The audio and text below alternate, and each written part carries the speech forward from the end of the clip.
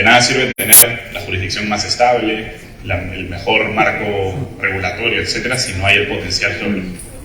Y el Perú tiene un potencial geológico envidiable por todo el mundo. Lo segundo, como hemos visto hoy, hablar un poquito más de lo resiliente que es la economía peruana. Y creo que eso ha sido un poco la línea que hemos visto a lo largo de distintas presentaciones hoy.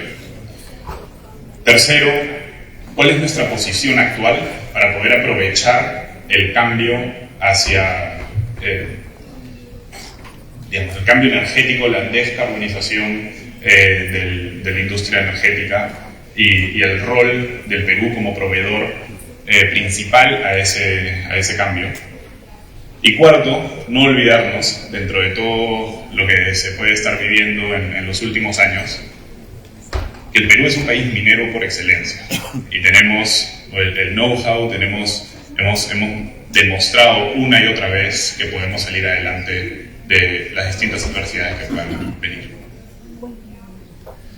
Entonces, primero, yo soy geólogo de exploración, así que voy a empezar hablando por la geología. Y lo hemos visto ya un poco en distintas presentaciones.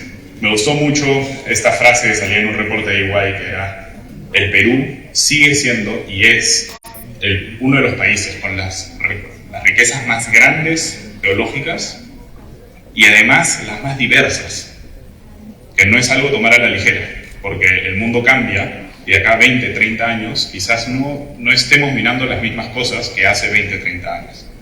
Entonces, tener una diversidad nos trae un futuro muy prometedor. En el poco espacio del país que está cubierto por concesiones mineras, siendo el 1 algo por ciento estas de explotación, el Perú, como ya se presentó, sigue siendo líder en la región, en Latinoamérica, en múltiples commodities, pero también es un líder a nivel mundial. Y no es poca cosa llegar al punto donde estamos el día de hoy y todo el trabajo que se ha venido haciendo para ese entonces. Pero mirando hacia adelante, tenemos, como se ha presentado, un pipeline de proyectos avanzados importante. Es un portafolio bastante sólido, de los cuales la mayoría de estos proyectos están en etapa de prefactibilidad aún, y tenemos que lograr como país y como industria destrabarlos y sacarlos adelante y traer esa inversión.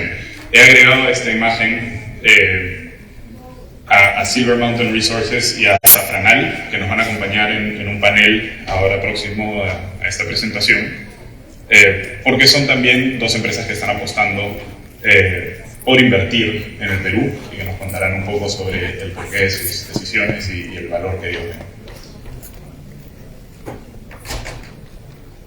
Pero tenemos también un potencial gigante en el mundo de las exploraciones.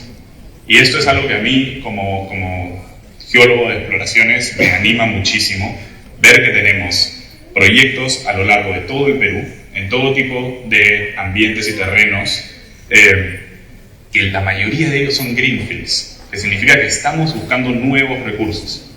Porque hay recursos en brownfields que, claro, estamos ampliando, etcétera, lo que ya conocemos, pero los proyectos greenfields nos van a ayudar a encontrar nuevas cosas que de acá a 10, 20, 30 años podamos sacar adelante. Hay que recordar que la exploración, nosotros tenemos que estar pensando qué cosa va a necesitar la sociedad en 20, 30 años, no qué necesitan hoy, porque eso es lo que toma llevar un proyecto por todas las etapas de exploración, entre 15 y 20 años hasta que está en producción, si es que tiene éxito.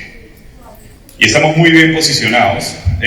Bien la presentación del ministro Vera, que ha cambiado esa posición entre el oro y el cobre desde el año pasado.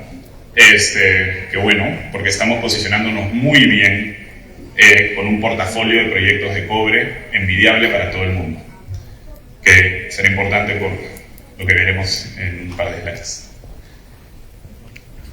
Lo otro, solo un comentario más a largo plazo. Sabía que presentaba después de don Julio Velarde, así que no quería tampoco indagar mucho en esta parte. Creo que lo puede hacer un poquito mejor que yo. Pero sí hay un tema que es importante, ¿no? Que siempre hemos pasado por distintos momentos de crisis, y pueden ser crisis ambientales, crisis como el Niño, crisis económicas, crisis políticas, crisis de salud como el COVID. Y en los últimos 30 años, el Perú ha mantenido un promedio de crecimiento de 4.6% en el PBI, cuando el promedio global ha sido 3%. Pues a pesar de todo esto, tomó COVID. COVID fue el que nos tumbó por un año. Pero tomó eso para poder retrasar un poco el avance de la economía peruana, y sí que tuvimos una reacción al siguiente año para recuperar esa pérdida y poder seguir en el camino del crecimiento. Entonces creo que es importante en momentos de incertidumbre, estamos pasando, pongo ahí los 6 presidentes, hemos pasado por 6 presidentes en 5 años o algo así, es importante notar que la economía peruana sigue un proceso de resiliencia que nos permite seguir creciendo a pesar de cualquier tipo de incertidumbre o crisis. Y eso nos ha puesto en la situación en la que hablábamos en presentaciones anteriores, donde tenemos un tipo de cambio muy estable para la región, una inflación relativamente controlada en la región. Seguimos para el 2023 comparando en la región como uno de los países, o el país, en esa comparación, al menos sin contar Panamá, etcétera, con mayor crecimiento estimado en PBI. Y seguimos creciendo, y seguimos atrayendo inversión, y hemos visto en la presentación anterior que se sigue apostando mucho por el país, desde etapas de exploración hasta etapas de operación. Y en esto es importante pensar en qué es lo que se viene. Y Future Facing Commodities, siempre pensamos el litio, las tierras raras, etcétera, pero el crecimiento de esos minerales va a ser importantísimo, pero no hay que olvidarse del crecimiento que va a traer el cobre, porque si bien porcentualmente quizás sea más bajo que el litio, por ejemplo, viene de una base gigante, y ese crecimiento genera una oportunidad muy, muy grande. Se estima que en los próximos 26 años tenemos que minar la misma cantidad de cobre que se ha minado en toda la historia del planeta. Eso es a nivel mundial. Y el problema que tenemos es que no tenemos los recursos. Los recursos no existen para llegar a poder dar esa oferta a la sociedad. La sociedad quiere cambiar, la sociedad quiere descarbonizarse. Como ven en el gráfico de mi izquierda, se viene una demanda creciente liderada por el cambio energético, particularmente los vehículos eléctricos, etc. Ya creo que esta historia la deben de saber de memoria la mayoría de las personas que están acá, pero es importante pensar en que los recursos hoy no los tenemos. Necesitamos, hablaba hace un tiempo, se hablaba cada rato de que teníamos que encontrar una escondida al año por los próximos 10 años. Y el éxito en exploraciones a nivel global no está ahí, pero tenemos en el Perú muchísimos proyectos. Acabamos de ver un poco del portafolio de proyectos que tenemos que destrabar para poder enfrentar esto y tener el mayor impacto para atender a esta demanda futura. Y, sin irnos tan lejos del otro territorio, somos un país que tiene mucha historia en el cobre, la plata, el oro, el zinc, el estaño, etc.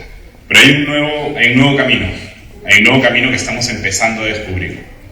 Y desde la geología, desde la investigación, desde la ciencia, recién estamos empezando a entender el potencial que tiene el Perú para distintas cosas como tierras raras.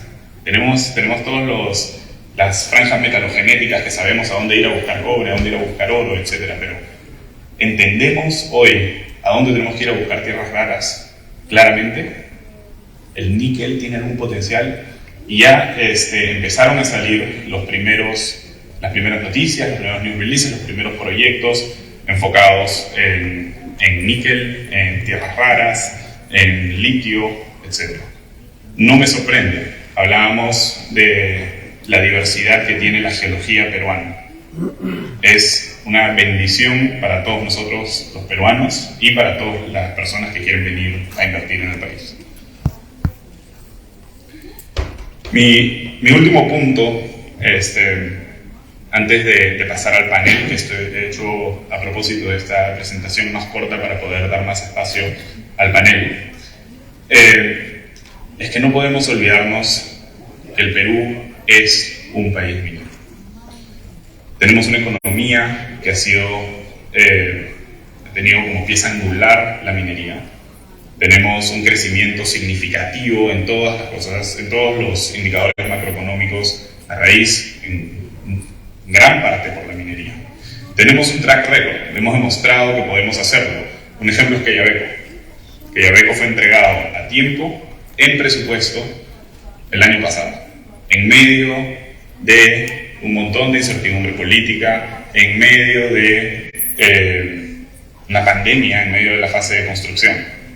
Y se logró entregar el proyecto a tiempo y es una mina de excelencia pura a nivel mundial, en tecnología, en sostenibilidad, etc. Es un ejemplo que se usa a nivel mundial. Está en el Perú.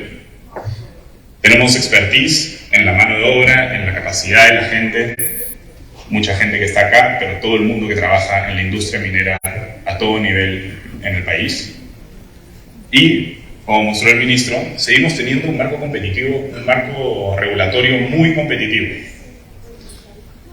Entonces, la situación está dada. La idea de esta presentación, como un preámbulo al panel que vamos a tener, es recordar los fundamentos de nuestra industria y el potencial que tenemos de seguir saliendo adelante. Y incluyo acá, yo soy presidente del ProExplo 2023, así que vamos a estar en mayo de este año haciendo la conferencia nuevamente presencial en Lima, es del 8 al 10 de mayo, y nos encantaría invitarlos a que puedan aprender más de hacia dónde estamos yendo como industria de exploración, cuál es el futuro de nuestra industria minera,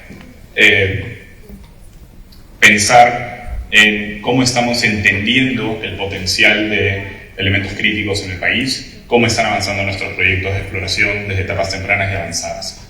Y eso será en Lima el 8 al 10 de mayo de este año.